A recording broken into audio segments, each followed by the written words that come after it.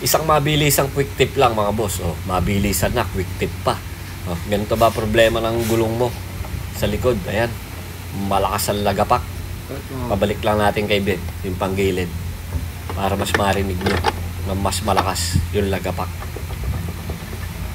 Sasabihin ko sa inyo kung ano yung issue nito para hindi kayo nabubudol ng ibang motor shop, ng ibang mekaniko na walang alam kundi palitan agad. O ayan o, naririnig nyo ba yung lagapak na yan? Yan yung tipong pag binira mo yung silinyador mo ng biglaan galing ka sa tigil, maririnig mo yan, malakas, lumalagapak talaga yan boss, lagapakan talaga yan. So simple lang naman ang issue nyan. Papakita ko sa inyo pagkabaklas nitong gearings na to.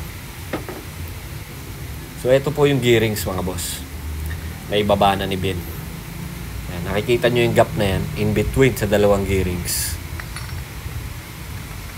Ito ayan o, ang laki ng gap sa pagitan nitong gearing na to at sa kabila. Ayan o, ang laki ng gap nya. So wala kayong ibang gagawin dyan kundi ipapress, o kung may press machine kayo, i-press nyo lang. Pag didikitin nyo lang yung dalawang yan, ayan o, di ba? Napakalaki ng gap. Pag didikitin nyo lang po yung dalawa na yan, yun na, tapos ang problema.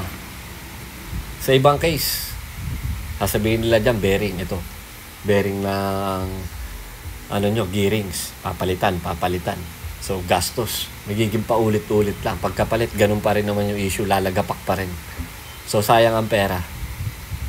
Dito kasi sa amin, kung ano yung issue, yun yung ipinapaliwanag natin at yun yung ating gagawin. Hindi tayo naghahanap ng butas na baka ito yung sira, baka ito. Hindi pwede yung ganun. Dapat sigurado ka. Dapat ito yung problema. So gawin natin. Pagka-press nyan, nung gearings na yan, dapat ganito na itsura nyan. Ayan o, nakadikit na siya. Lapat na. Ayan o, wala na siyang gap. So ipapabalik natin to kay Ben, ipapa-install natin. At ipaparinig ko sa inyo yung difference, yung malaking pagkakaiba na nakaangat yung gearing at nakadikit. Hintay lang natin si Ben matapos magigpit ng gulong. So ayan o, kahit biglain, halos wala ng tunog. Meron pa rin naman tunog, no? Yan yung tunog na normal na. Siyempre, hindi yan mawawala talaga. Meron yung maliit na tunog. Siyempre, gearing yan eh. Oh. So, yun lang. Mabilisan lang. Para hindi kayo nabubudol. Ride safe and God bless sa lahat.